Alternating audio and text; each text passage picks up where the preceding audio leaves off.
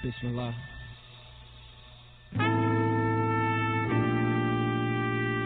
Yeah. So I'm gonna take my time with this one, man, but y'all can just do me a favor real quick. And nod your head. In the name of the one love, I say praise God. There's hallelujah. Woo. Alhamdulillah. Rasta men say Jah. Them Hebrews they say Yahweh. Some folk they say Jehovah. Some folk they say Namaste. In the name of the one love, I say praise God. There's hallelujah. Woo. Alhamdulillah. Now some folk gon' say yay. Other folk gon' say nay. Hey, I respect you, so respect me and just let me pray. I'm working on my 5 times like I lost my watch, I gotta find time. At times we can lose our minds, caught up in the grind. I know I had to find mine. Now look, I don't know your life, but I do know mine, so I can speak on that. Lessons learned in my life, I put them on the mic like 23 in red and white. My flag fly red and white. Ain't killing, we healing with the truth, bringing dead to life. Cause that's what the truth do. I was lost in the darkness, but now I done seen the light. So don't bring me to height, bring me to heaven. Not when I die, now when I'm living. Righteousness is not a ritual, it's the spiritual that's beyond a religion. I used to pray a whole lot, but had a whole lot missing. What you mean? Had a hole in my soul cause I talked to God, but I never would listen. I had to find my faith. More than words in a book. Ay, it's the life I live, it's the love I give, and the verse in the hook. Because God is love, so it's love I share. Spread love to the whole universe, their verse. That's my prayer. Ay, say that's my prayer. Yeah, say that's my prayer. Spread love to the whole universe, their verse. That's my prayer.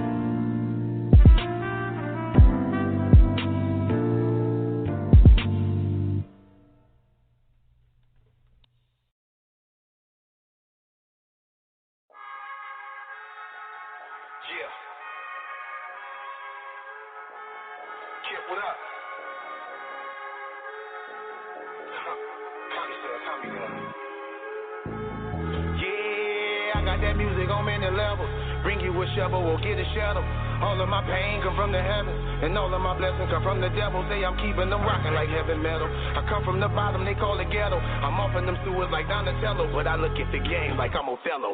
Yeah, I put that dope in your vein, I put that hope in your brain. I kept it dope when I came, I've been exposing the lane. Say my time finally came, every grinder gon' fall off, every hustler gon' take a loss. They get right back up and shake it off, then they run it back up and be taking off. Yeah, brand new grind this year, got a brand new mind this year. Till I miss my time this year. Fuck nigga, can't stop my shine this year. Hey, producer got the coke in the kitchen. Come through with that soda, then I whip it. Time to hit the road to distribute it. Know you got that wrist when they can feel it. I done fell off, got it right back. Self-made boss, they don't like that.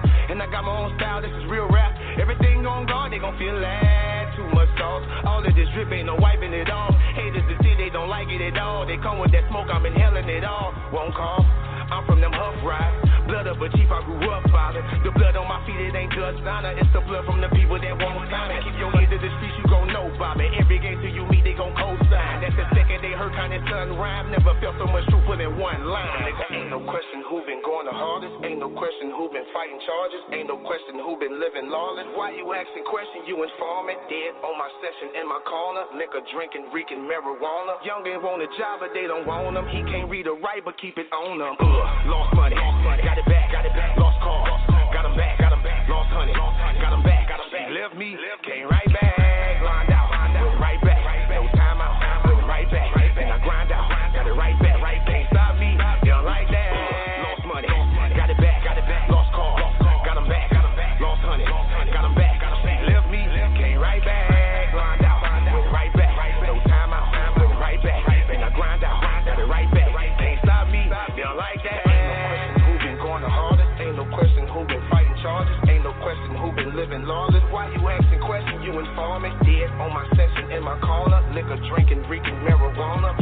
on the job, but they don't want him. He can't read or write, but keep it on him.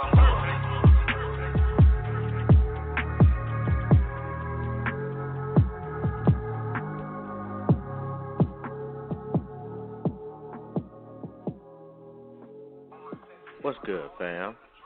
This is Jobs, and you are tuned into My Skin is My Sin on Blog Talk Radio. From goons to gods, we welcome everyone. We only have one rule, and that's be respectful. A shout out to you. Shout out to your family. Stay safe. We love you.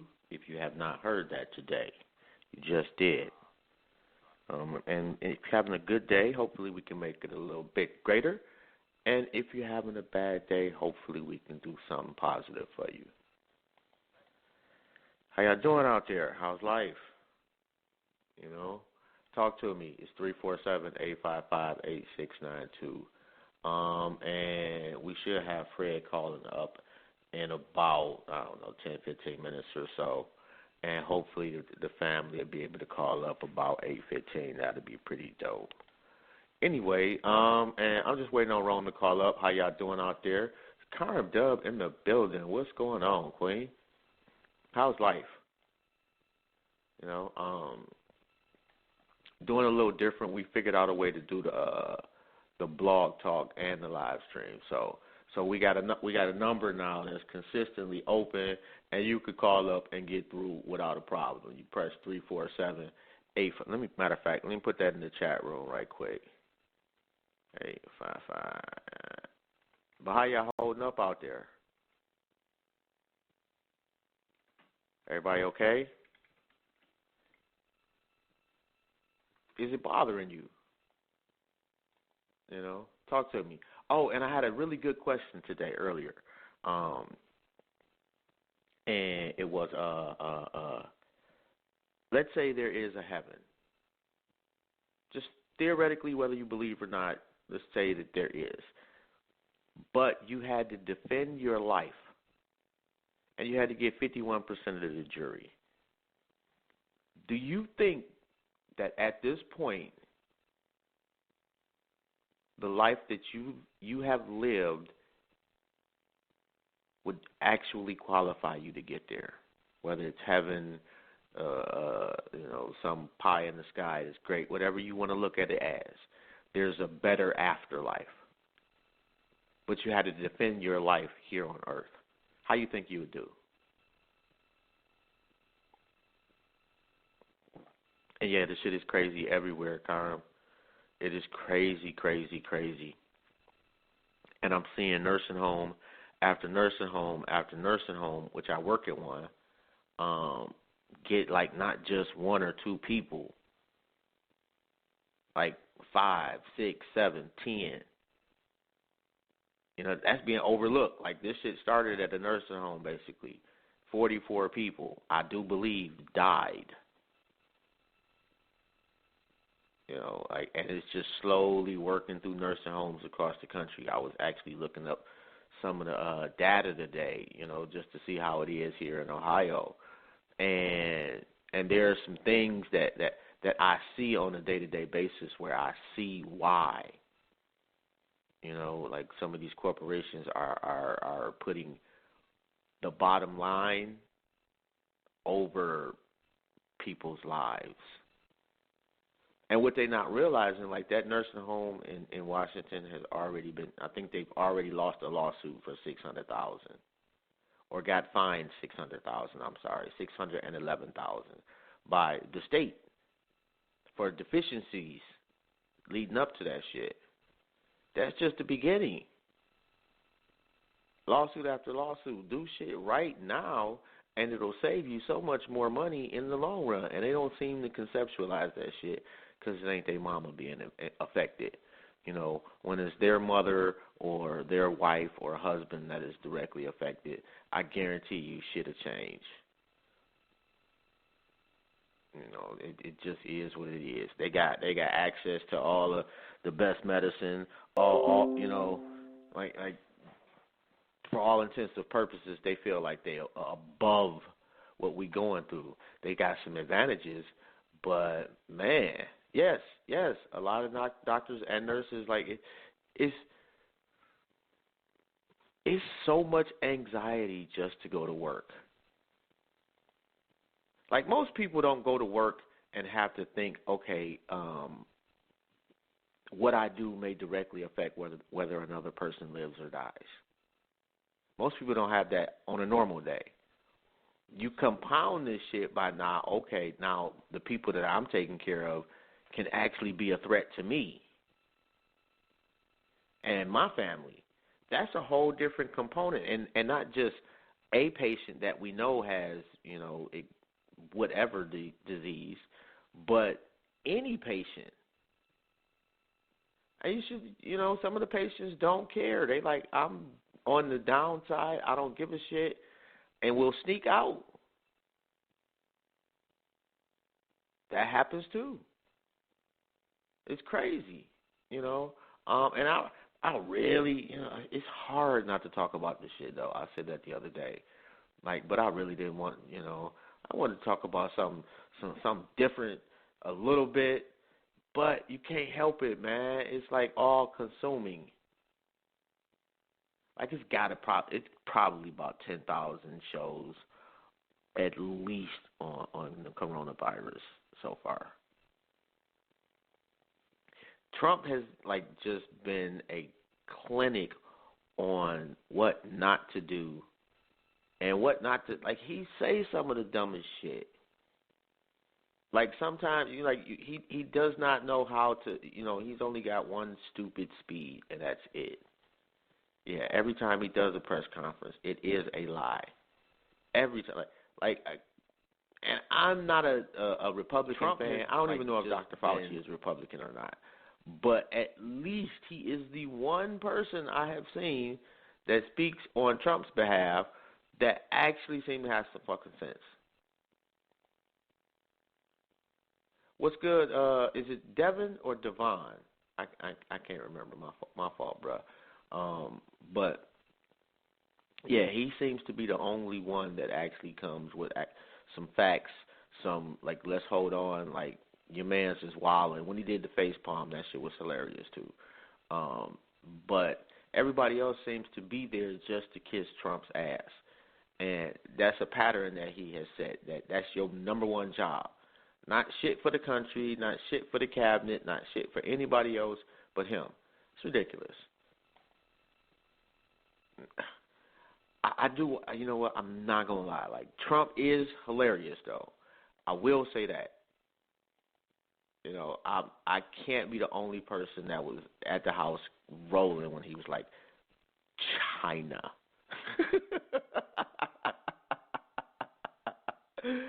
I was at the oh my goodness, I was at the crib rolling, and I've got, well, I won't say I don't have nothing, speaking upon that's a whole nother, talking about the Chinese folks and how they treat black folks. That's a whole nother topic of discussion. And let me, I got to run in my mouth and shit, not paying attention. Let me hit a couple of folks up right quick. But it's man, I sit in the parking lot at work now, and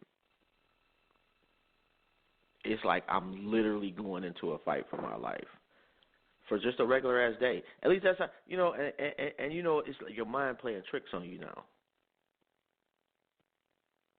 Give it another couple of months, and we will all be so subservient to whatever the fuck. I won't say all of us. Let me backtrack on that. But a vast majority of this country will be subservient to whatever the fuck they say do to save their asses. Right, 10 million people have filed for unemployment. 10 million people. Damn. And that's a tough one.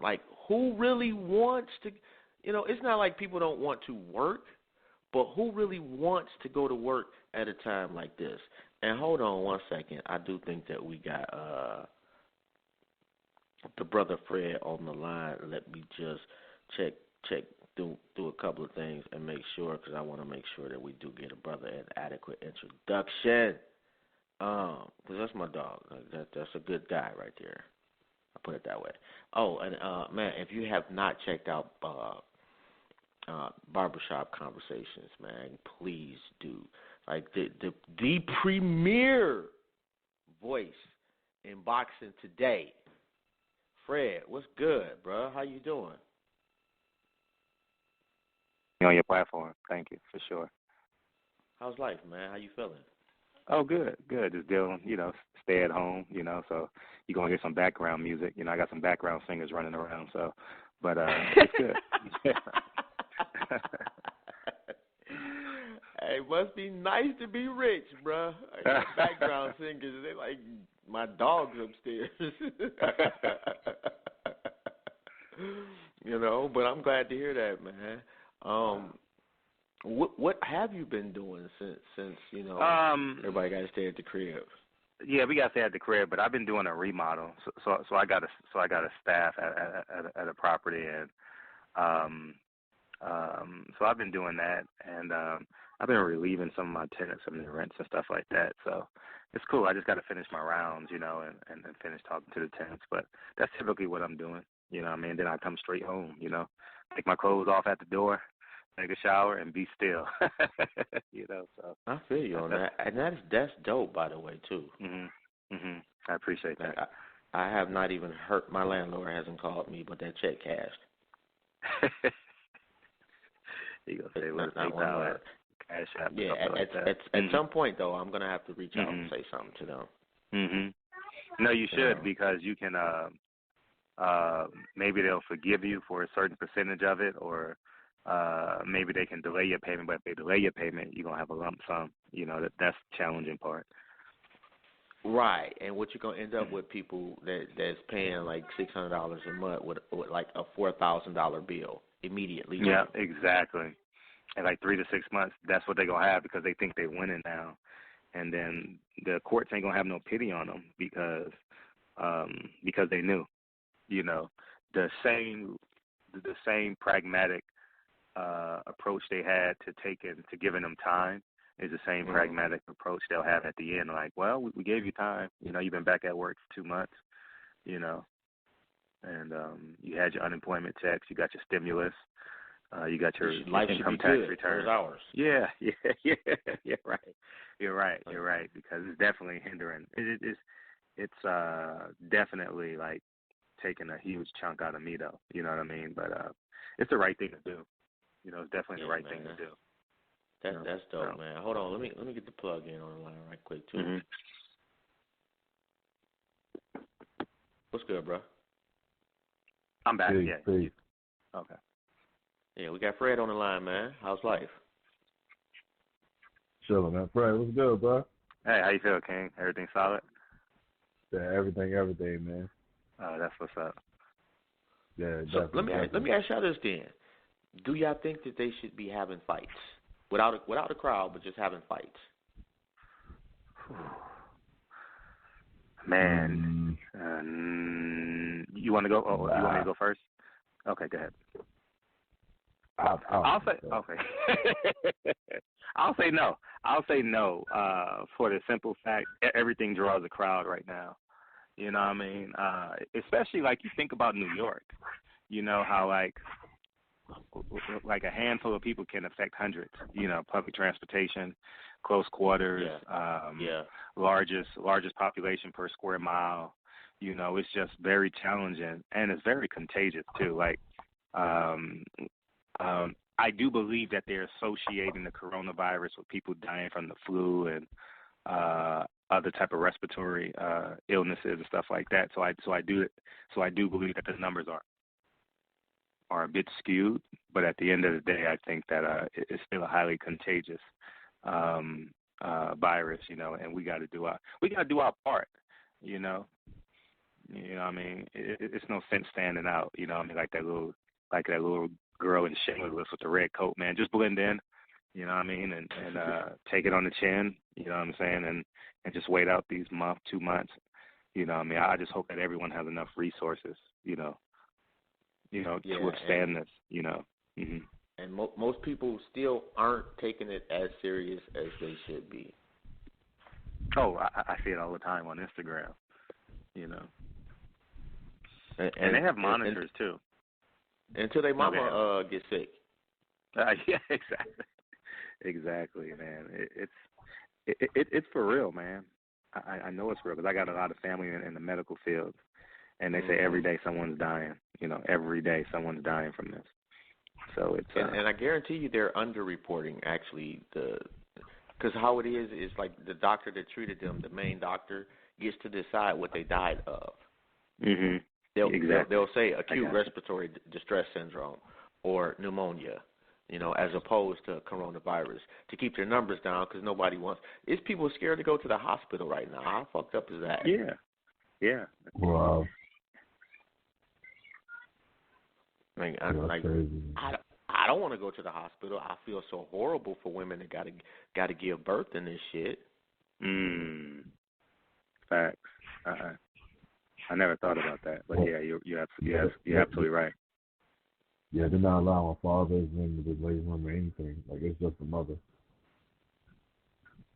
Even funerals now, like you got to decide whether you can bury or cremate. I saw something like that on Jesus. Right, they give you like 10 minutes with the family, and that's like the deluxe version. That's horrible. And all these people that had to die looking out a window at other people dressed up.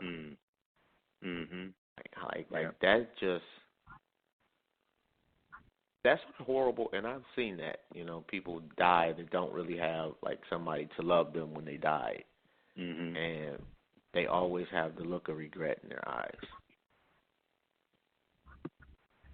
Always. No, you're right. No, you dead ass right. I definitely don't want to be that person. You know, that's why we have family and stuff. But this pandemic, I mean, it all stems from up top too. No matter like if you're the man in your household, no matter what happens in your house, it all stems from the top. You got to take accountability for it. You know, I think that there's blame to be had on the White House and his staffers and doctors and his team. And you know, how can you not see something like this coming? You know. And, you know, the Asian countries are 3 months ahead of us, so they have a better control of what's going on in their country. You know what I mean? And, you know, it's just a bad look all the way around, man. You know, America elected that man, you know. You know, he's a selfish man, I believe, and it's definitely showing now, you know, his selfishness and his greed, in my opinion. It's scary, man. I read an article today from people from inside the Pentagon that said they have ventilators just sitting inside. They haven't sent them off because they don't even know where to send them. Yeah, just no just stupidity damn near from top to bottom. Yeah.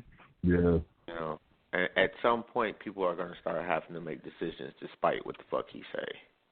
Yeah. And then that's going to be problematic after the fact, too, because he's going to punish their ass. I watched a clip of Dick Gregory today on Roland Martin's show before he passed away. And at this point in time, I believe that Trump was already president, if I'm right.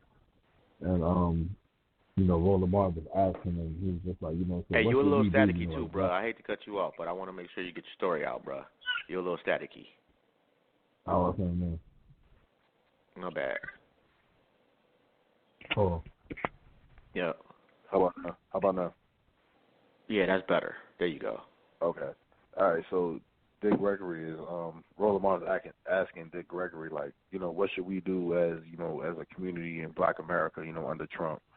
And Dick Gregory's like, nothing. What you been doing? This ain't your fight. You know what I'm saying? And he was like, you know, and he referenced, he's like, you know, Rome, you know, Egypt, you know, Greece, you know, all these, you know, Babylon, all these empires, they all fell, you know, and he was like, you know, this is the start of America's fall. And he was like, we don't do nothing but sit back and survive like we've always done, and never work itself out. Makes sense. Yeah, you're right. You know, to piggyback off what you just said, W.E.B. Du Bois had a similar quote when he says, why are we disappointed in a system that's not protecting us, that wasn't built for us, you know? So I think that we should be prepared as individuals. What I mean as individuals, as a collective, as whether it's your family, whether it's your neighborhood, whether it's your community, and put yourself in position that you can sustain yourself and thrive, you know. We be preaching independence and stuff like that, but it's so hard to have that consistent mindset when you walk out of your house and all the box stores are Kroger. I think they have Kroger on the East Coast and stuff like that. So it's hard to be consistent with that. But that's some of the things that we got to be very intentional about, you know. So, but this is going to be a huge wake-up call for the people who are ready to be awakened, you know. Everyone else is just going to fall by the wayside and be content and satisfied with $1,200 they're getting, and just say, right. Because if you're satisfied, people are going to, he just basically bought the election, you know, for real. Like, if someone gives you $1,200 and then say vote for him, subconsciously you're going to feel like, you know, obligated to him, you know, so. Yeah, but come election time, there will be a great chunk of this country that has yet to receive that $1,200, and they're going to be pissed. Yeah. Mhm. Yeah, it will. So it's going to be completely backfire on them, this too, because it's going to be like everything else. They just gave a shitload of money to businesses to ride it out while the rest of us suffer. Yo, Although I do see honestly, motherfuckers not taking this shit. Like it's a lot of people going on strike. Like, no, bro, we not taking this. I'm surprised. Yeah. I just see, like, at the end of the day, like, I don't really think it's anything that Trump can't do that won't get him reelected. Like, I think America's that racist to the point to where they'll reelect this nigga instead of having to elect a Jewish man. You know what I mean? That's honestly just how I feel. I feel like even if they gotta cut their own head off, you know what I mean? As long as it's them doing it and they're in control of that situation, they're okay. They can accept that. Before, no, you're right on this one, bro. I don't know on this one. Feeding your family is different, bro. Feeding your family is different. And motherfuckers don't forget that you were so inept at the job while fucking South Korea got the shit handled. South Korea, bro. Right. Like the size of fucking Idaho or some shit. They put that shit down. Everybody said, yep, we ain't trying to fuck with that. What do we need to do? Bam, bum. Next country. And we supposed to be the fucking best country on the planet, allegedly. Y'all been preaching this shit for years. Act like it. Nah, you're right. You done pissed everybody off in the world where they just gonna be like, we good over here. Then what? Yeah, you're right. I think that I don't think that it's going to be very challenging to elect an incumbent because, one, you're not going to be able to campaign. You know, you won't be able to raise money. You're going to have to do it virally. Donald Trump is a mastermind virally. You know, he'll say something, you know, and he has a pedestal every day at 2:30, 5:30 Eastern. So he can basically campaign to the public. And you got to keep in mind, the majority of us are passive in many things that we do in our life. So when you hear someone say, "Oh, $1,200 is coming," you're just gonna sit and wait for the $1,200, you know, or he's gonna say the economy is up, the Dow Jones is up today. You understand? We just cut unemployment by $1 million. By 1 million people. You know, so there's so many different ways that we can go about doing this, but it's just gonna be super hard. You know, like even voting, like the voting numbers are gonna be so far down this year. Right. If we have to roll into the fall, you know, it's just gonna be. You know, I never thought that anything like this was possible. You know, they said we're protected by 2 oceans, and then this happened. So right. I just, but that just goes to prove that everyone's touchable, man. You know what I mean? Man, that's truer words were never spoken right there. Mm-hmm. And this shit, you know, like you can buy a lot of shit, but you can't buy your way out of death. Yeah, you're right. No way. You're right. There's no way possible. You're absolutely right. You know, and I'm sure a lot of motherfuckers have tried. You know, but let me ask you this. Okay, so what's been if there is one dope thing that has come from this, what would you say it was for you personally? Me or? Yeah, for you. Oh, yeah. Okay. Thank you. How it normalized everything. You know, you got like people who charges $100 a ticket doing stuff for free on Instagram. It added a level of calmness to America, you know, where your wealth only gets you 8 more cans of groceries, you know, or 8 more rolls of toilet paper. Like, there's no difference. Like, you can't go anywhere, you know. Everyone is itching to be social, you know. There's no more proving that you're more successful, have more money. Well, there is still level, but, I mean, it's been minimized, you know, because you're going to look like an eyesore. You're going to look like a fool if you're out there showing yourself driving around up and down, chasing women, and you know what I mean. So I think from that perspective, it's made us human, you know, which is a beautiful thing. You know, I actually like that. You know, Yeah, everyone is itching to be. Damn near what? A couple 100,000 people was rocking out at the same time with D Nice. That was fucking that dope. was that wasn't that dope. Like you know, the world was listening to the same song. That yeah, just that's so dope fucking dope. Yes, Uh-huh. like it gave me chills, man. Mm-hmm. And I don't know if this one is true or not, but I seen one where like somewhere I think it was the Bronx. They was all singing Biggie in the neighborhood. Yeah, I saw that. Yeah, I saw that. They had that was playing. very dope too. Yeah, that's dope. It feels good to have a human experience. It does. It feels amazing.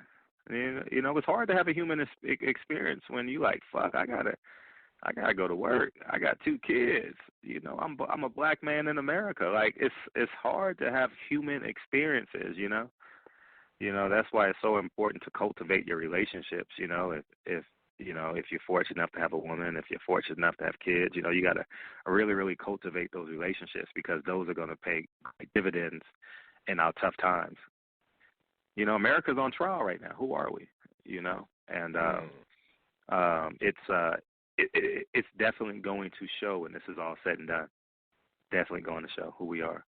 You know, so. And we ain't looking so good right now. No, definitely not looking good, man. Definitely not looking good, man. From the grass cutter to the president. That is not going to when it hits Middle America, it is going to decimate that population. Yeah. And you know, it's going to be bad because they just not set up. Like they don't even have the space. I mean, they have the space, but they don't have hospitals. You got to drive like 20 minutes to get to a hospital in one area, or an hour to get to a hospital in another area. You know, that's what's really going to. They're just going to be finding people at home dead. Mhm. You know, and that's it has the potential to significantly alter the cultural landscape of this country. If that in fact comes to fruition. If let's say Middle America loses 20% of their population, that's a huge effect on our farming, huge effect on their numbers. And from a capitalistic standpoint, that would be a great opportunity for us collectively to do some shit. Facts. You know, and my bad, bro. I know I invited you on the show and I'm doing all the talking, man. My bad, bro. What's good with Wilder, man? What's up with your boy? How you doing? Oh, Wilder, good, man. I spoke to him. I haven't spoken to him since the Tuesday, since the fight. And I talk to his team regularly. You know, like me and Wilder always pick up the conversation where we left off at. You know, it's just a constant theme between us. You know, I mean, it's always a 2-hour phone call, and that's why I always. I don't know if you ever heard it in my interviews. I always tell him like, we're not gonna have this 2-hour conversation right now. You know, I always joke with him, and it end up being 3 hours. So, he's good, man. You know, like it's. I believe he's gonna win the rematch to the rematch. You know, so I'm a believer in the glove game. I say that jokingly because hopefully some naysayers come on, and but I'm a firm believer in it. You know, they say once a cheater, always a cheater, but throughout his career, he's cheated so many different ways and actually gotten caught. So nothing is put past the cheater. It's like a black man commits a crime in Los Angeles, and a white cop pulls him over, and then the next day in New York, a white cop pulls over a black man because he believes he looks like the black guy that was in L.A. You know, so what's good for the goose is good for the gander, and I think that he is a cheater. I think his character should be in question, and I would love for him to be in the bed alongside 10 other people with the coronavirus. You know, like I'm done with the respect for like Tyson Fury. God man. damn. Like he's Man, all jokes aside, like you deserve all the credit in the world for bringing it to light. Thank you. As far as you, like, all the credit in the world, bro. Like when this all started, like Fred was the absolute number one. You know what I mean? Who flipped the switch. You know what I mean? Mm-hmm. And everybody started running with it. But you deserve all the credit in the world for that, man. And, I appreciate that. Absolutely. And Wilder will be straight, man. Like he dude's a warrior. he's built for this. Yeah, that's facts. That's facts. Mm-hmm. And we also got to take into account. No, and you have every right to believe that too, because of how the perception of how he lost. Now, if you want to keep it just on fact base, let's just keep it on fact base. Okay. The first 2 rounds, at worst, it's 1-1, right? Okay. Agreed. At worst, it's either 2-0 Wilder, because Wilder had a strong second round. It was very clear that he won. I don't know who you like in the first round. Maybe you like the jab. Maybe you like Fury's movement. You know what I mean? Wilder landed the hardest shot in the first round. So depending on who you want. Round 3, if you watch the knockdown, he was hit behind, not even behind the head. It was like 3 inches behind the ear.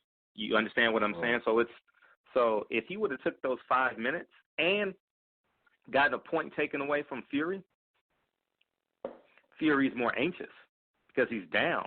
Fury might think he's down 3-0. No matter what he's doing in the ring, no matter if he's jumping up and down, telling the crowd he won, in his mind, he knows round 1 was close. And he knows Deontay won round 2. Now, if you got a point taken away in round 3, and I don't know who wins the round, but it's arbitrary who wins that round, you know.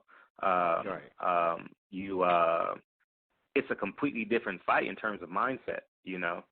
And so I think we have to be like honest as it relates to like the reality of what happened. It's similar to say like Earl Spence won the fight against Sean Porter because of the knockdown. No, he won the fight without the knockdown because it was 116-111, so he didn't need the knockdown. You get what I'm saying? Right. So people follow the waves, you know what I mean, and say, oh, so I personally don't know. And he didn't legally knock Wilder down, like legitimately, like a clean shot knockdown. The second knockdown, Fury tripped him, you know, whether it was intentional or not. But, you know, theatrics plays a part, and he fell, and the refs can't see everything, you know. But I do believe the hit behind the head, Kenny Baylor should have caught, you know. And I think it's a different fight. I completely think it's a different fight because no matter how it was, Fury still has to be cognizant of Wilder, you know, in terms of his power. You know, the last punch landed in the fight was a left hook by Wilder that actually stunned Fury. You know, so I don't know, but I did have Wilder winning rounds 4, 5, and 6. You know, but I don't know what happens after round 3, or if the round 3 is like, no, he gets 5 minutes, 1 point, 1 point, 1 point, you know, so maybe that's a 10-8 round for Wilder. Who knows? You know, well, you the go-to this shit, man, so I'm going to take your word for it, bro. Nah, I'm just being pragmatic. I want to eliminate the emotion of it and just talk facts, you know. So emotionally, shit, I thought Wilder was cheated, but that detracts like people from listening. Oh, Wilder cheated. The moment you say, Fury cheated. The moment you say Fury cheated, it makes everyone the Bloods versus the Crips, you know. But if you be pragmatic about it, everyone will like give at least one ear and listen, you know. So, so I don't know, you know. Wilder ended the fight on his feet, and that's the worst you can. That is the worst you can see of any fighter. Think about it. Yeah. That's no matter what division, no matter what fight, that's the worst fighter you can see of any fighter. Deontay Wilder was delayed. You can tell he got knocked down because his hands was down. Like, what do you like? You know, so he was delayed or something like that. You know, so, and that's what I believe. I think the one thing that I'm looking forward to is to see how he grows from this experience and responds in this next fight. I think because I think Deontay gets better with every fight. I think him fighting Luis Ortiz for the second time and him like I think I watched that fight 3 times and literally Ortiz is arguably a top 3 heavyweight. Yeah. Yeah. Arguably a top 3 heavyweight. And he rematched this dude. And honestly, like my first watch, I had Ortiz up every round. And it didn't matter because this dude has like a big hand. Like he's just got the ultimate equalizer, man. And I feel like Deontay is a master of his craft, of his style. He has his own style. I like that answer. You're right. He has his own style, and with fight that, on he's the feet, mastered. and that's the worst you can. He had a late start, but nobody can say they knocked out Luis Ortiz twice. Nobody. You know, nobody can say, even with Tyson Fury, I feel like he's taking something from each fight, and this trilogy, I feel like he will be a complete fighter. Like he's def. I feel like this was something that he needed to make him a complete fighter. No, it's definitely going to make Wilder, which I believe he already is. He's just gonna make the naysayers be like, "Damn, this nigga is tough," you know. Right. But man, I've been around him a great deal. You know what I mean? And I treat him like a normal human being. You know, I use the word nigga. I say what's up. You know what I mean? And beyond all that, there's a level of respect I have for him because I know who he is. And what I mean by that is we all have friends in our life who are just friends, right? And then we all have friends in our life who we know we can't bullshit around. You know what I mean? And Wilder is one of them dudes. So I would have no concerns about him being prepared. You know what I mean? In terms of his mindset, in terms of his personal beliefs, I don't believe he'll be a problem. To be honest with you. Right. Do you still want to see AJ versus Wilder? I do. Yeah, I definitely want to see it. And I think we actually blew it. You know, I think we actually made a huge blunder. And I'm gonna blame AJ and Eddie Hearn, and then obviously blame PBC for not forcibly making that fight happen. Because think about it, if that fight happens, man, boxing is in a different trajectory. Like, absolutely. You can't compare or even have anything comparable to a man that has this whole entire country behind his back, and Deontay Wilder, who has his entire country in terms of love-hate. You know, it just makes too much sense. And they look the part. They all 6'7". How tall are they? 6'7", 6'8". You know what I mean? They look like heavyweights. You know what I mean? They could sell the fight. Anthony Joshua got an accent. Like, it's so much appeal to that fight that, you know what I mean? Like, it is from a marketability. Like, it's so much appeal that I think we missed it. And that's going to be one of the biggest regrets of this era. No, we're going to get the fight, but you know when we're going to get it? When we don't care. Right. You know what I mean? It's not not going to be what it was. You know what I'm saying? Wash is AJ, though. I feel like he knocks AJ out within, like, 5. Mm-hmm. Like, yeah, I think like he's tailor-made. He's tailor-made to get knocked out by Deontay. Mhm. You're absolutely right. Like he's tailor-made. It's like almost like Keith Thurman versus like Earl Spence. Like there's no way. You know what I mean? Like Earl's gonna destroy Keith Thurman. Mhm. And you know what's funny about that is Anthony Joshua is the kind of opponent. I always laugh with D about this. I says, all you gotta do is flinch at him. Like, just go to round one and just flinch at him. Like, he's gonna jump out his skin, you know. Right. You know, he's like he's that type of guy. You can tell how he fought Ruiz the second time. You know, his punch resistance was low, never engaged. You know, he'll literally would have him running across the ring. You know, right. And it would be frustrating because he's a big heavyweight.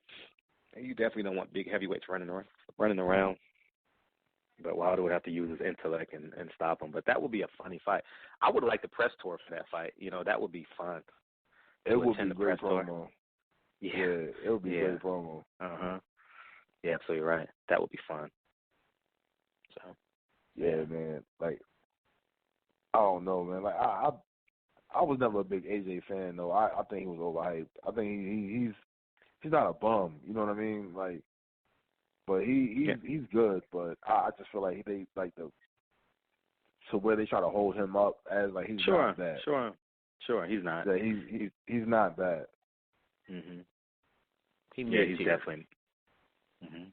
Yeah, he is. But you know, he's marketable. You know, for various reasons. And go ahead. He's like, don't take this the wrong way. He's the equivalent of Drake to me in boxing. Like, Drake's not the most lyrical rapper. You know what I'm saying? Yeah. Like Drake, right.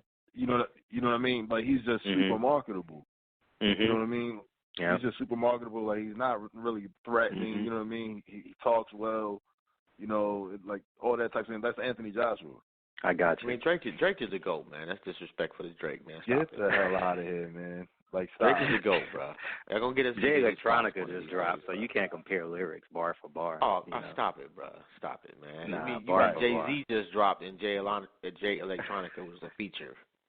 Well, I mean, obviously, Jay. I thought Jay was better, but I thought in terms of like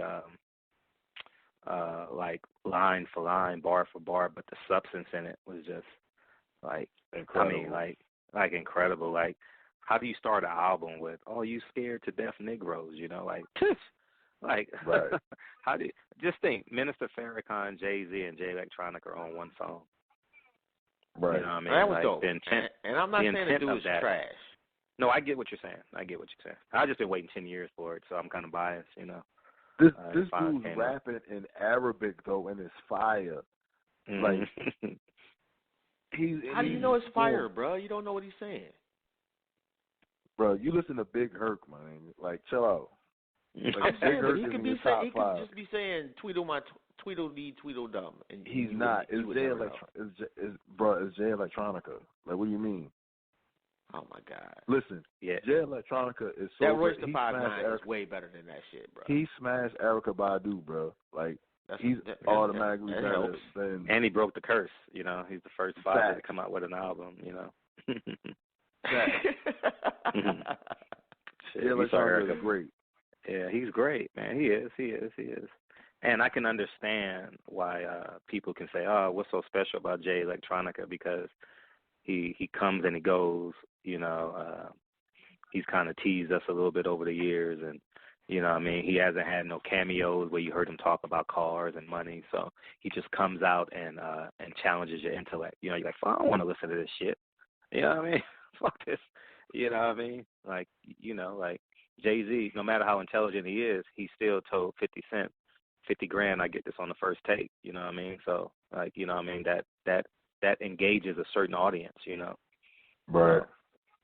So Jay-Z is just a master at that, I think he's, overall, I think his intent is good, whether he makes micro decisions that are not healthy. I mean, that's arbitrary. But I think he's good long term, so we'll have to see in terms of the NFL how that plays out. So. Yeah, I thought that, like, when they had a few songs I thought were bangers, and it was feast or famine with me. Mm-hmm. The ones I didn't like, I really didn't like. Mm-hmm. The ones that I liked, I was like, okay, this is fucking fun. I got you. Mhm. I thought that I love the material. Yeah, the material is great. Mm-hmm. Yeah, I love the material itself. It was refreshing. It's like, I'm not gonna hold you. Like, Written Testimony is up there with me with like the Griselda album. That Griselda was better. Roy's album was fire. classic. Yeah, that's a great album. Mhm. And conceptually, a really, really well put together album too. It was. It really was. Who's that? Royce. Oh yeah. He's tough though. He's never gonna get the credit though. He's tough. Yeah. And he put together a really nice vibe. I was like, okay, he was in his bag on that joint. Like, I would say that's probably one of the best ones I've heard in a few years. You can't forget about Victory Lap though. Like contemporary, that's a contemporary masterpiece. I haven't heard anything better than Victory Lap yet. Victory Lap is my album, my best album ever, and I'm kind of skewed because I live in the epicenter of Slauson and Crenshaw, but like in terms of what I want out of an album, I want to be inspired. I want to be inspired by how they think. I want to be inspired by what they've accomplished. I want to be inspired by their past. And it's so contemporary that I can hand it to anybody, whether you're a Harvard grad or a beat or nigga selling drugs, it's a classic, man. It's like it's a classic. It surpassed Blueprint 1 for me. I mean, like it's like, what I mean, and obviously it's going to be a little bit more like more louder, because of his death and how he died, and like he's perceived as being like a martyr or something like that. I don't know, but I mean don't you know the first time I heard that album, I was at the Danny Garcia versus Brandon Rios fight 2 years ago, and I was in a cheap ass hotel. I was in the Hooters right across the street from MGM, and I says, holy shit. He says, I'm prolific, so gifted. I said, what fucking rapper uses the word prolific? Right. What gangbanger uses the word prolific? So I just cut it off, and I went and saw Wakanda. What I mean? I said, I got to sit down. I really got to sit down and listen to it out, because he started off like, I'm prolific, so gifted. I'm the type that's going to go get it. No kidding.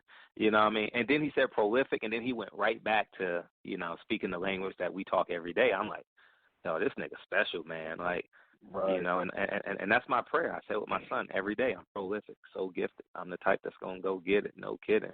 Breaking, you know what I mean? Like, that's our prayer. Like, every day. That's dope. So, hey, we do got to call him too. I've been my bad. The number looked familiar. Hold on 1 second, bro. Because I know some of the family's gonna call up too. 6457. We'll get to them. What's good, fam?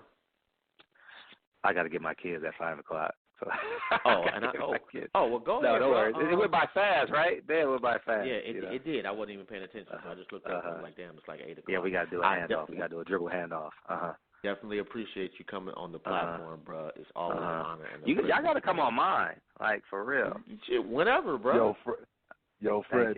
No. I want to say like probably like 3 weeks in, like when you got everything popping on your joint. I called a few times, I couldn't get through, but I wasn't going to DM you. No, always DM me. I would have slid you right in, nigga. Nah, we good. All right. No, please. Yo, like, man, it's just a fun show. The live is just fun, man. We just fucking have a good time. talk shit and swallow spit. You know what I mean? If you got a fat ass, tell us you got a fat ass, nigga. If you can play bones, play bones. If you're a coon, we gonna call you a coon. We just gonna have fun, man. You know what I mean? And everyone comes open-minded, which is pretty fun. You know what I mean? No one really takes it too personal. Like we can talk shit about niggas in the chat. You know, we don't even know what they look like, but we call them. You know, they got a landing strip to us. You know what I mean? But yeah, it's just a great time, man. It's just really a great time, man, and it's a credit to all of us. You know, it platforms like ours don't get built by just one man. It's like a collective. It's like your platform, my platform, and other people's platform, and people just have a level of comfort that's built. You know, they obviously pick their favorites and who they're going to ride with, but at the end of the day, it's like a community, you know, and it takes a collective, you know. I'm a big proponent of group economics, you know. That's why I had at least two kids, you know. I didn't want my son not having no one that he can rely on, and hopefully we can to further that relationship between he and his sister, you know. So, you know, so that's kind of where I'm at. I love y'all, man. I literally got to go get the kids. Right, I'm about to say, I don't want to make you late for getting the kids, man. Salute to you, man. I love y'all, man. I appreciate we'll y'all be there, me. bro. Love you too, okay, bro. Appreciate you, bro. All right, too, love bro. you. Yep, peace. All right, peace. And 6457, you are live. You're not saying anything, though. What you mean? I have to let y'all finish y'all long-winded ending of the call. This is Naj in Atlanta. What up, y'all? What's good, man? What up, though? How you doing, you know, bro? I'm calling in as the old head hating as soon as I heard this is a classic, best album I've ever heard. So old head in me had to call in and check IDs. But salute to you, gentlemen, as always. Wait a minute. Who said the best they ever heard? Who said that? I didn't say that. Something like that was said. Fred said Victory Lap is the best album he's ever heard. Okay, I must have slept through that one, bro. No disrespect. I'm talking shit. Like, I must have zoned out. I'm not mad at that, though. I didn't hear that. Listen, no. Come on, Big Dog. You say you're not mad at it? Come on. What I would add to that, so hold on, listen, like for me, like if you tell me right now, like I had to be stuck on an island and I had 5 albums to pick, right? Like I'm 36, so it's like, all right, let's just say your top 5 rap albums all time. You only can grab 5 rap albums. Like for me, it's Machiavelli, Okay. Purple Tape.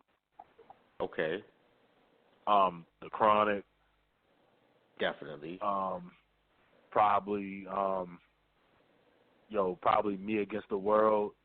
And I could literally see Victory Lap being there. So like I'm like the I mean, first off, you got no Illmatic, bro. Yeah, man, no Illmatic, listen. No Diary. Like, I'm a Nas. Much. It's hard to do 5, bro. I'm a Nas. I'm a super Nas fan, but Illmatic didn't age well. Illmatic was more influential opposed to the way that it aged now. Seriously, like It Was Written is better than Illmatic. I mean, if we're going to talk about albums that age the best, then we got to say actually, Doggy Style would be in my top 5. Like, that is probably as close to a perfect It's a good album with replay value. Yeah, because replay value is the most important thing when you talk about limited and 5. I don't know about the Illmatic take. That's an interesting take. I never heard anybody say it didn't age well. Last time I rocked with it, I did listen to it, but when you go to your streaming services and when you go to the data about what you listen to, you start to tell the truth on yourself. Like, wait a minute, I claim to love this album, but how much do I actually play it now?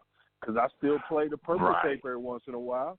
I still play what's the Supreme Clientele, which is my favorite Ghost joint. I still play that. Yeah. I still play ATL Aliens, favorite Outkast joint. Like, so it's that's a tough one, bro. He might have hit me with that one. I gotta bump Illmatic this sit week down and see if I'm. And you know what?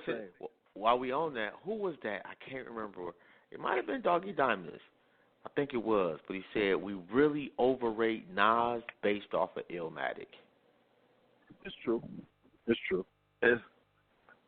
see, like Nas got 4 classics, and Nas reinvented himself on several different occasions, in which he still show improved. So like I get that, but like Illmatic was like Reasonable Doubt was a super produced album. Like Jay's, best albums are all super produced. Like Illmatic was super produced, and it was fire. But like I listened to Illmatic, like I skipped like 4 songs, bro. Like I listened to New York State of Mind, Life's a Bitch, Represent, One Love. It can't be remastered in the same way other stuff can be remastered too. That's the other part that kind of hurts it. You know what I'm saying? Because so much was that SP 1200 dirty stuff. Like you can remaster it to a degree, but you can't really get it. Like we all did the same albums. We didn't even name Ready to Die because I probably would go Ready to Die. I feel the same way about Ready to Die too, though. Like I feel like I love Big, like I love Nas, like I love Illmatic, like I love those albums. But like listening to them now, it's like I skip songs from Ready to Die now. You know what I'm saying? I'm telling you, man, Snoop got the most replay value, maybe of any hip hop CD ever. No, Doggy Style is a monster. It's slept on to a degree now. Remember, it was the most anticipated hip hop album ever, man. Like during the time when they were running snippets on MTV, and everybody was fighting over the little demo tapes everywhere. The little, the 2-song little maxi cassette that they were selling, not giving away for free, selling. People was buying promo items. That's how hyped people was for it because of the Chronic and then the Deep Cover soundtrack. 187. Like that Snoop was a monster, man. Like 50, like the only comparison is 50, but 50 had a promotional machine behind him that didn't exist when Snoop dropped Doggy Style. Like that was strictly all hip hop heads wanted it. Everybody. I don't care if he was the most East Coast dude ever. I beg to differ on the machine though. Like Snoop had the machine. Like the Chronic was the #1 label at the time, so they had the machine, and they was on Interscope. Yeah, but the machine Snoop wasn't had the machine at the time. Hold on. It was for the time. Was. We had Rap City, but we weren't like rap wasn't dominating like the landscape of life. It wasn't in every movie soundtrack. It wasn't everywhere to the degree it was by the time you're talking about 50. Like that machine was on steroids by then, which is why we've seen them kind of prop up so many kind of average things we heard over the years. I'm with you on what you're saying, but I'm just saying that machine, that was something else then, man. What do y'all think of these beat battles? Of who? I think they're fire, actually. I didn't hear. Ron was talking. I still didn't hear what he said. Oh, the beat battles amongst the producers. Right. Oh, I haven't got a chance to check any of them out yet, but I think that's a fucking dope ass idea. What's up? Hey, you speaking up for Miss Yolanda? Yeah. All right. Got her on the phone. That's a really, really, really dope ass idea. I think rappers should start doing it too, though. Rappers don't want to do that, man. Because like a producer, and then the producers they got are legends already. Like I don't like it would be dope if like Swizz Beatz and Timberland just picked random niggas too, every once in a while. Like just go through YouTube, be like, okay, this dude is kind of fire. We're gonna get this dude a shot against that dude, and see if they could move up in the rankings to go against a Manny Fresh or a Scott Storch. That would be pretty dope. Yeah, that wouldn't be fair though when Scott Storch just pulls out a Beyonce beat, bro. Like that's not gonna be fair. Or I mean, beats is beats though, bro. Or Jay-Z beat. Like, yeah, what I'm saying is, but he's got legendary beats. So like, what like that? Whoever's going against that don't got no chance against that. I mean, but he's already used all his legendary, super legendary hits against Manny Fresh. So, like, he can't play the same beats over and over and over. Why not? How many times can you do that shit? No, bro, you got you a legend, bro. You supposed to have a fucking catalog. Platinum, nigga. Like, what you mean? Nah, bro. You can't. Nobody wants to listen to your same beats every week. That's exactly what niggas do when they go to concerts. Like, what do you mean? All right, you paid to go to a concert.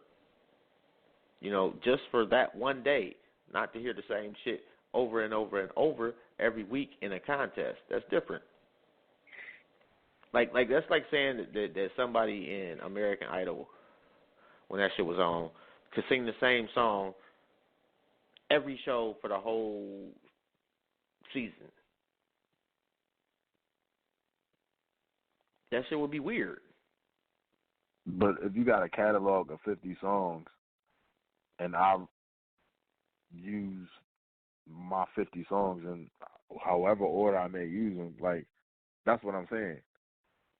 Like, I got so I'm many sure joints. Scott Storch got thousands of beats we've never heard before. So I don't think it would be a problem for him to go into the vault and be like, oh, okay, young fella, I got something for you, some shit you ain't never heard. I'm still Scott Storch, bitch. You know, like that type of thing. But nobody wants to hear the same beat over and over and over. Like you got years over people, so you should have like a ridiculous catalog of beats that you can unleash if you Scott Storch. Certain songs you just can't deny, bro. Like when they come on, you know, that Scott is true. Storch has a couple of them joints. Right, but it like if you listen to the same song 30 times in a row, by the time you get to the 30th time, it's like, okay, I love this song, but bro, I'm tired of hearing this shit. It depends on the song. What song would you listen to 30 times in a row? Voyage to Atlantis. Who? See, Voyage to Atlantis. Who's that? Ozzy Brothers, nigga. Like, oh, okay. I think I heard it, but I'm like, damn, I couldn't put two and two together. And 6457, if you want to get back on air, let me know. I ain't sure if you just hanging out. Oh, okay, all right, bet. Yeah, I got dropped. My bad, man. Oh, I thought you had shit to do. I'm like, okay, it happens. No. What I was gonna say about the beat battle was like the one yesterday.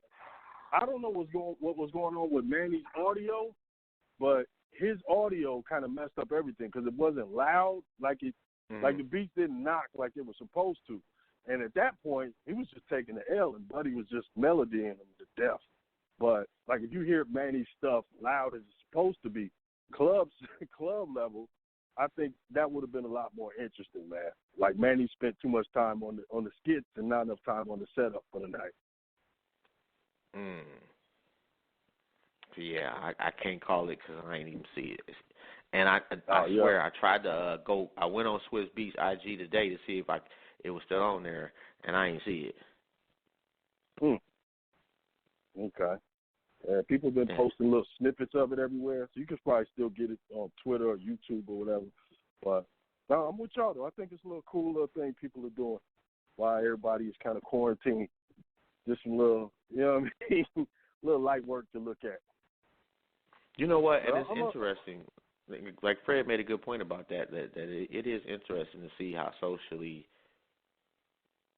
people have been thinking outside the box, and it's given us a little break away from the stress of all the other shit going on.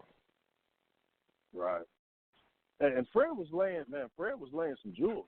So yeah, shout out to the Duke. That was a good call. The only thing I disagree with was the Nipsey take, and the Nipsey take is kind of similar to the Kobe take. Like when people die unexpectedly, especially in tragic ways, we tend to kind of push up the value of whatever art they created or whatever legacy they left behind. And I think that's kind of what's going on. Now, I'm not of the same era, so I can't really critique Nipsey like that. But from what I've heard, like, dude is nice. Like, no disrespect. I definitely knock some of his songs. But I don't know if I'm putting him up there like he dropped, you know what I mean, one of those things like we was talking about a minute ago, like one of those five. I wouldn't put that in my top five. But like with Fred, you got to, like, he's from there. Okay. That makes it more, okay. Victory Lap is going to age greatly. It's going to age greatly. It's going to be one of those. It's going to be one of those albums. Like, for instance, like, I've been listening to Me Against the World all this week. Like, Me Against the World, the single literally applies to right now in 2020. And Tupac's been dead since 96, bro. You know what I'm saying? I mean, he got like 7,000 albums. Something applies to everything. Regardless, that album was number one when he was alive and he was in jail. But what I'm saying is, Victory Lap is going to be one of those albums, and 10 years, 15 years from now, you're going to be able to play. And the jewels that's dropped from that album, you're still going to be able to apply to your everyday right then and there. And that would justify the classic for me. Like, when you can, but how much of that is generational, though? Like, if you grew up in this generation and you had certain moments based on that music playing in the background, you would attach a lot of stuff to that music. You feel me? I lost my virginity to Machiavelli. You know what I'm saying? Okay. So like, that's a connection, bro. Right. Like, that's some weird shit, too, by the way, bro. Hey, what song? She sounds like a lot of fun, actually. Like, if she want to get down to Machiavelli, she might have been a lot of fun. I was trying to get it in with every R&B classic I could drop back in the day. Okay, but Machiavelli is just weird, bro. It is just weird. That's a wild girl, man. But hey, she's probably a lot of fun. You probably would like to meet her. But just speaking of what we was just getting at, though. But just think about how much, the album you played at your first, the little function you went to, whether it's a party at school or a party outside of school. The album that was banging at the time, you going to remember those good times along with that music. You got your license, you know what I mean? Your first blunt, first time drink, like all that stuff, man. And to his point about Tupac, Me Against the World, when you do songs that are about like life as a human and things that people just couldn't go through whenever, or you do songs about love, like those type of things are going to make albums last longer because those things don't have a time stamp on them. There's no trend or clout type thing with them. That's why those subject matters last longer.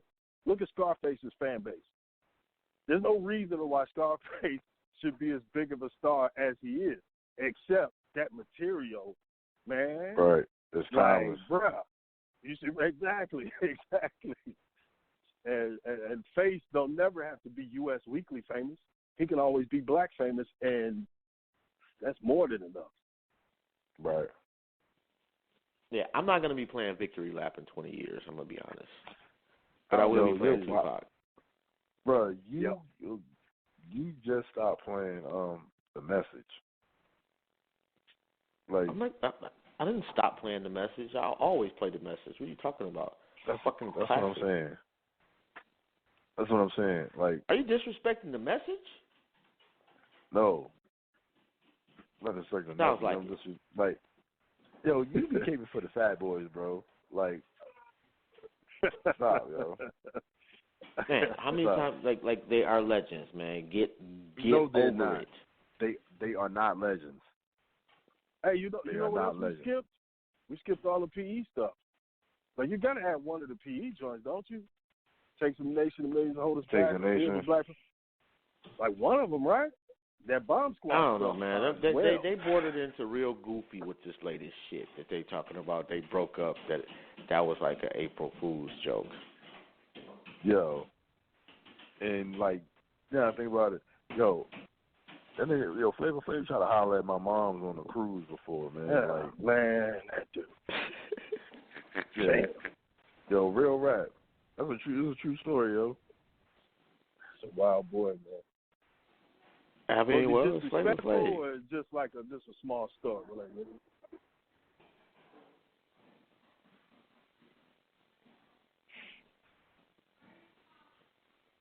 Like, was he disrespectful with it, or was it just like, just something that happened? Bro. Because you never know with Flav, bro. I mean, well, I don't think he was going to be disrespectful, like, in public. I think the shit he did on the show was, like, for the show. Right. You hope so. Like, you never really heard, like, Flav really just being disrespectful or nothing like that over all these years. Yeah. Yeah. But, man, y'all boys is hitting on some topics today. I mean, shit, we be trying, bro. We trying. I do that. That shit was so corny though, man. I'm not right now. I'm not really fucking with Public Enemy, bro. I'm gonna be honest. I didn't like the whole we kicking Flav out in the first place. Now to be like, oh, well, it was an April Fool's joke. And y'all did that shit a month ago. Yeah, but we got to be realistic about, like, bands and groups. Man, they break up, man. It happens. You know what I'm saying? Like, this is just something that happens. You're going to disagree. Most of the time, people get back together for a while and then disagree and fall out again. But this is what happens. That is true, but don't insult my intelligence with no dumbass story then. Yeah. To be honest, true. You know, this my man's. We got the beefing. Shit happens over the years. Got a little public. Our bad. And keep it moving. I respect that. Right. You know, does it ever nah, really go it just looked like shit that you tried to do failed. What you say? Does it ever really go that smooth or that normal when it's involving Flavor Flav? True. I mean, but in this particular instance, it didn't seem that Flav really did anything wrong. Well, he tried to get an injunction to stop them from performing with the name. So it's like, right. If like we being honest you know, about this, like, that's Chuck's call. He created the logo. He created the group. Flav joined later. Like, I could understand Chuck being like, what you mean you're going to stop us from performing with the name? Like, okay, I'm going to kick you out so we can do this performance. Like, I could see that working out that way. Like, you're not gonna but I could see Flav not want his reputation associated with a nigga he ain't supporting. Like, can you really consider a nigga's opinion like that? Like, if you smoke crack? Yes, nigga, you can get. Hey, crackheads will drop some gems on you too, bro. Like, don't act like crackheads. What gem has a crackhead bestowed on you? Man, crackheads will tell you all type of shit, man. Don't do so and so in a certain way. You know, they'll tell you about their struggle with crack. Like, if you listen to a crackhead, like, the worst person got some good shit in them, and every once in a while shit comes out. So even with crackheads, they be having some gems, man, and they be having hella deals. Like, how can you go wrong with that? Support that habit. I'm just saying, I'm not trying to say that you should smoke crack. I'm saying to be dismissive of them having gems is just not true. Some of the wisest people are some of the people that have struggled the most. I mean, what is wisdom? It's just a collection of our experiences, correct? If you've done fucked up shit for a long time, you've experienced probably way more than the average person. Yeah, I can relate to that. Yeah, that's true. You know, there'd be some drunk motherfuckers that get drunk as fuck and will quote all type of shit to your ass. Thanks. You know, yeah, man. So I mean, dude, groups break up, man. We may see an Outkast full breakup one day. You know what I'm saying? Because that's what happens. Who thought we'd see Jay and Dame on the other side of the street? You know what I'm saying? Like, this is what happens in the music business, man. You're friends with somebody from your 18 or to your early 20s, and then y'all become fully functioning adults. You mean Jaz-O? You talking about Jaz-O? Well, I meant Dame too. You know what I mean? Because I don't think most people saw the Dame Jay thing coming. Yeah, nobody really cared about Jaz-O, bro. Dame and Jay not good, bro. Yeah, that's what I'm saying. That's what he's saying. Saw that split coming. Yeah. Like Okay. My bad. I misunderstood. My fault. Yeah. Like, bro, you start looking at like R&B groups from back in the day, man, the breakups and replacements, wow, that junk was happening all the time. New album cover, people from the 70s pick it up, and who is that? That's the new such and such. I mean, album. I get it. I'm not saying it doesn't happen. I'm just saying the way that they went about it, and then to like, it ain't even the like. Yeah, I was tight about the first shit, but now it's like you really playing people like we stupid. Like, I believe that goofy shit, you know. That now, yeah, it was just the April Fool's joke. Come on, bro. Like, we adults here. Your fan base is too old for you to be coming up with that corny ass lie. Yeah. If you're going to come up with a lie, you got to be way more intricate than that for the people that still listening to Public Enemy, because nobody of this generation is listening to Public Enemy, let's be honest. No. Unfortunately, like, no. You want to talk about CDs that did not age well? Public Enemy's music did not age well, bro. It didn't. Oh, I disagree, bro. Put on It Takes a Nation, bro. I disagree. I think that thing held up. No. Because it's just you could never do that today because ain't no way in hell you could pay for all of that sampling. But I think it held up. No. Like Death Certificate held up way better than anything Public Enemy got. Actually, Ice Cube got a couple of the nigga you love, America's Most. Mhm. Held up way better than anything Public Enemy got. Like, I ain't being disrespectful to say Legacy, but as far as the music holding up over the years, like it's probably 3 Public Enemy songs I would still play. 9-1-1 is a joke. Fight the Power. Yep. And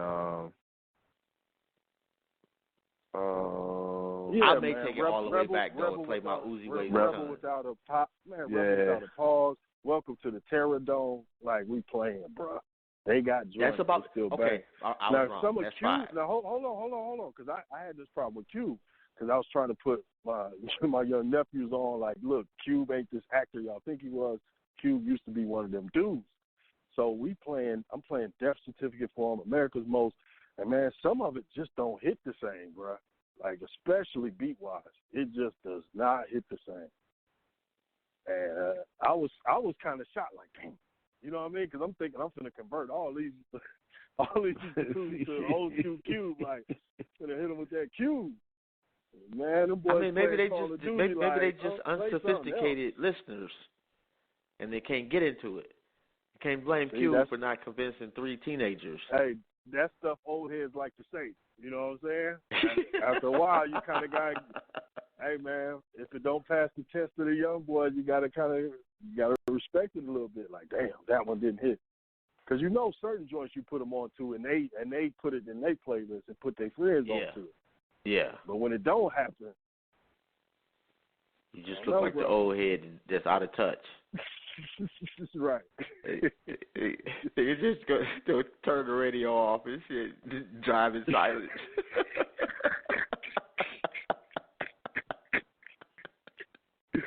Man. You're like, fuck y'all little young motherfuckers, you little bastards. I don't like that anyway. Be low-key heated. Man, right. Y'all just don't know what's fire. Like, you know who said that shit? Right. You know what generation it was? The generation of the last generation of R&B niggas before right. Like rap got like super hardcore. Like the niggas still doo-wopping and shit. Like check this out, young blood. Dude, my dad used to come in while I'm watching Rap City, hitting me. Because he, you know what I mean? He's old school funk dude. He was from that era. Mm-hmm. So Parliament and all them people, you know what I mean? Bootsy, all that stuff. So he's in there calling out the samples. Oh, man, y'all ain't doing nothing. That ain't nothing but Parliament. That's the sample from da-da-da. And he want to go find the record and show you where the sample is that they got it from. Oh. Like that kind of stuff. Wow. They took you to the whole, and I'm not mad at that, though. Yo, but like, it's nothing. Sometimes you gotta school your kids on shit. Yeah, it's nothing better than going back and finding samples of stuff that you heard, like to go back to find the original shit that you heard that was sampled. Like, and a lot of Parliament shit is dope. Like, you can't front on that. Like, nobody can front on that. Yeah, but I'm not going through all that trouble. Fuck it. If you say it is, nigga, it is. I don't really care. It's not that deep. How much time and effort you got to do, man, to be listening to a song and decide, oh, I need to find that sample, and go through a whole bunch of records to find one song and one piece of that song. Yeah, we Googling it now. If we can't get it on the first couple of searches, you like, yeah, the hell with it. Yeah, like, that's for serial killers, bro. I don't have that much patience. Like, you gotta have appreciation for the art, bro. If you still making beats, though, you still heavy into it, man. I ain't made a beat in years, though. I wish I could kind of get back into it, man. Used to be some cool late night little, you know what I mean? Late night little shit. I'm about to get into it. I'm about to start rapping. I'm just dissing niggas. Like, I ain't gonna have nothing positive on my album. said nothing so loud. That's dope, man. I'm going to listen to that shit, wow. though. All right. Well, man, let me get off, man. I'm man. going to listen to y'all boys on the computer, man. Let me get off this. No doubt, man. I appreciate you calling up and hanging out with us, too, man. No doubt, man. I appreciate that. And shout out to the Queen Yanifa. I think I got it right this time. I've been doing good lately with that. You know, making sure I enunciate properly. And we're not really talking about shit. We got like a half an hour. And I'm not sure where the fam, man. I didn't even go through the process of texting nobody, though. So I guess you could put that on me, kind of slightly. Anyway, but don't forget to check out, we got several shows on Down with the Family now. And hold on, let me make sure I get this one right. But Love, Logic, and Communication every Saturday at 7 p.m. Opinions and Assholes every Saturday at 6 p.m. And both of those on blogtalkradio.com/MySkinIsMySin. We got Self-Love is My Rehab every Sunday at 7 p.m. And damn, we just added Andrea Howard to the family, and I'm trying to make sure I get the name of the show correctly. I just found out yesterday. It's pretty dope, though. She got a dope show, too. Y'all got to check her out. God damn. All right, give me one more second. I just found out the name yesterday, so I don't want to butcher it. And I'm just trying to, what is that? Not So Pretty Thoughts. That's a dope-ass name, by the way, too. Yeah, that's a dope Anyway, yeah. So check out the family, and don't forget to check out Camp Cleveland. And he ain't been able to call up. He's still over at the motherland in Africa, riding this thing out over there. And he's got to go to like a cafe to be able to use the Wi-Fi. Well, now they can no longer go to the cafe. So my prayers out to that brother right there. Stay safe if you ever hear this. And he still be on the book. But I want to make sure that we show him some love. We usually do at some point during the show. I just don't have the audio because of what I just said. But when this is all over and you want to take a trip to Africa, please hit up Camp Cleveland at 216-526-5241. Or you can go to www.campcleveland.org.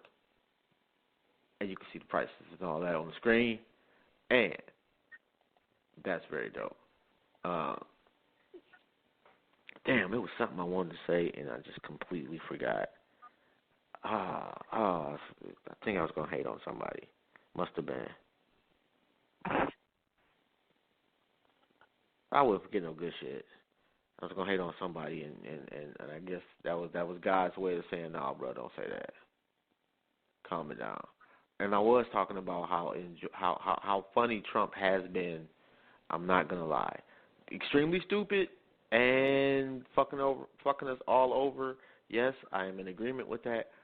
But he has been pretty funny, too. Like, when old girl, I don't know who she was, but she was saying that she was sick and she had a fever. And he instantly dipped on her.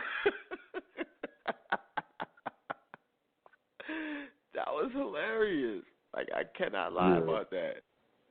And when they was like, sir, didn't you think it's racist? Did she keep saying China? I said, no, it's from China. China. That nigga's an idiot. He is, bro. He is. I'm not disputing that by any stretch of the imagination. He is extremely an idiot, although there have been some pretty idiotically stupid moments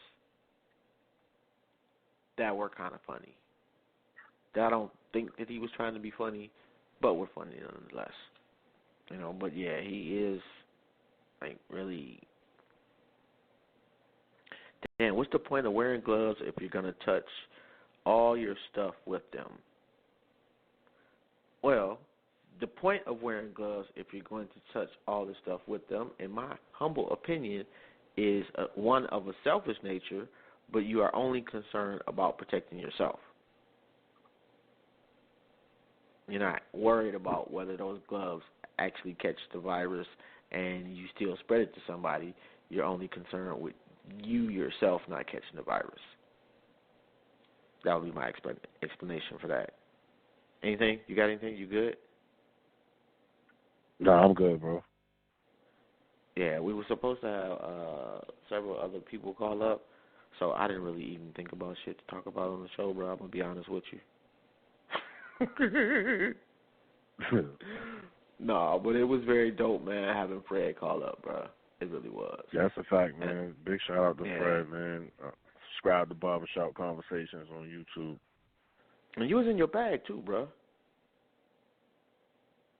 Boxing man, shit, nigga. Yeah. Yeah, that's right up your alley right there, bro. So kudos to you. Yeah, I appreciate that, bro. And are you good with getting $1,200? I mean, it is what it is. I'll take it. Shit. That's honestly how I feel. I'll take it. I'll take the $1,200. Well, I don't think you have a choice. Now that I know that it's really just it's front money, I feel some type of way. It's like I don't know how this is going to affect, my taxes next year. And then what if he loses the election? It's another president. They change shit and fucks us over even worse. And apparently you can't say no to the money, unless you just never get it. And quite honestly, I probably will never see my shit. So I'm not gonna worry about it all that much. If it comes, it'll be dope to pay something off, so we don't have to worry about that. But if it doesn't, I don't know. I'm just fearful to see how shit's gonna be 6 months down the road. Right.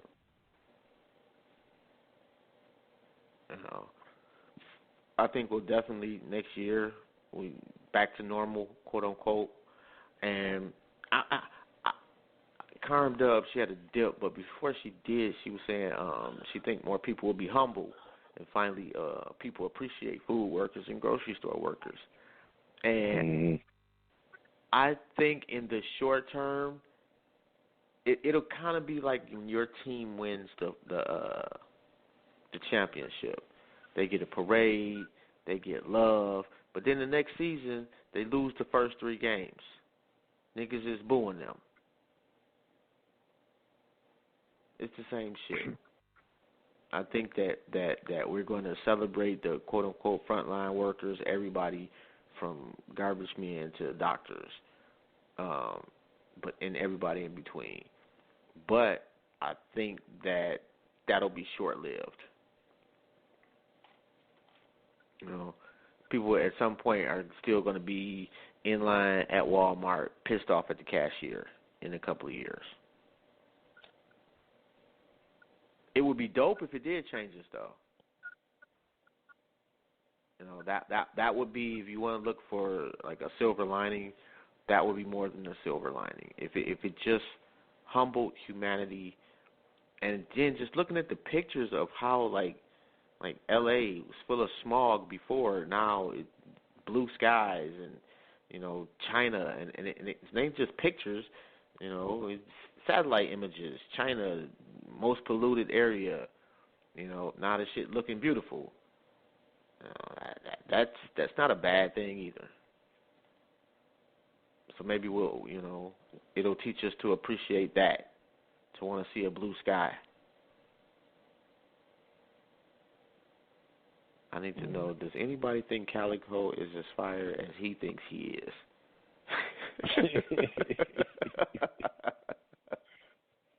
Hey man, listen. Cal got his moments, man. I'm saying though, it ain't too many battle rappers that got a better resume than Cal. Yeah, I don't know, bro. Like, there's a lot of niggas got super resumes now. Ain't like it used to be. No, it's about 10 niggas that's probably got a better resume than him, or as equal to. It ain't that many, bruh. And we talking about names, we talking about years putting in work, resume, the whole thing, bruh. Like, if anything, man, Cal probably the most underrated nigga, especially the most underrated vet. And he made your mans look bad. Who's that? Tay-Rock.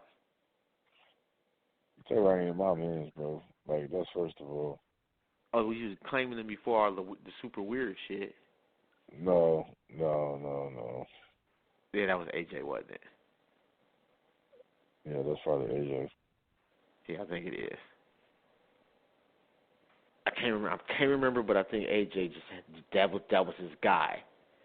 Like he wasn't the only one. There was a lot of people like Tay-Rock, and then what the hell did he do that just turned the whole rap world against him? I forgot. When he had fake jewelry and got robbed, was that it? Allegedly.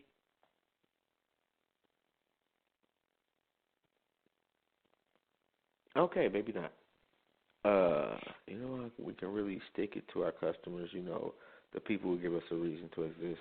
Let's set up 5G towers that will emit enough harmful radiation to cause all type of horrible health issues for them, maybe even sudden death. What do you think about the 5G towers? I'm still looking into it, but I'm starting to pay some attention.